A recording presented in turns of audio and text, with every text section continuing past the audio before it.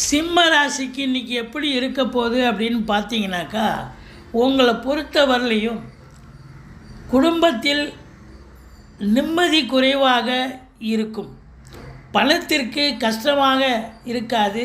இளம் வயதுடையவர்கள் மன அழுத்தத்தை சந்திக்க வேண்டியிருக்கும். செய்யும் வியாபாரத்தில் போட்டி பொறாமைகள் அதிகமாக இருக்கும்.